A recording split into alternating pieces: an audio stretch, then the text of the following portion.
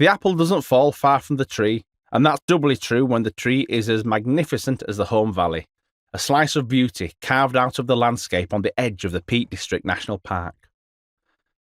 I live and work here, just a stone's throw from where I spent an idyllic childhood. I've moved around, I've travelled all over the world, but home and the river home always calls me back. The majestic hills and valleys, the clear still waters, the roiling rivers, the lazy summers, and the snow on the hills. It's all etched in my soul, and no matter how hard the frost in the winter, the warmth of the people radiates across the villages and towns like the warm embers in the fire of one of the many cosy pubs that welcome visitors and locals alike.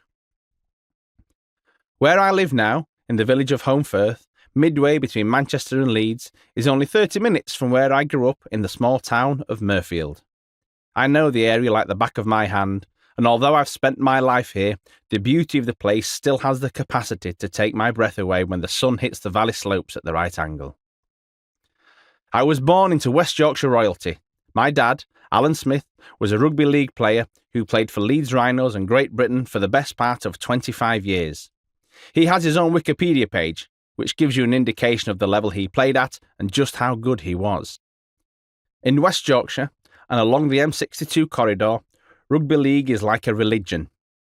Distinct from rugby union, it was founded in 1895 at the George Hotel in Huddersfield, just a few miles from Holmfirth, when the working class players who played in clubs in Yorkshire and Lancaster decided to break away from the Rugby Football Union in order to compensate their players for the missed wages they incurred through playing the game they loved.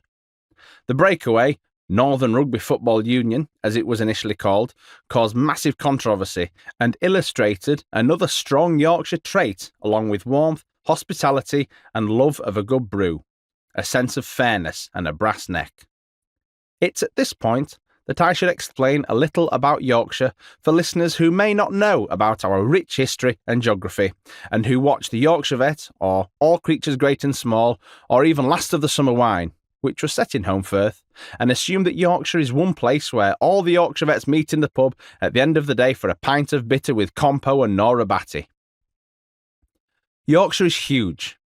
It is made up of 4 separate counties: North Yorkshire, West Yorkshire, South Yorkshire and East Riding of Yorkshire.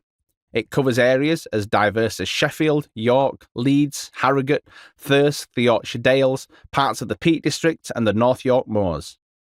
Each county has its own personality, topography and traits.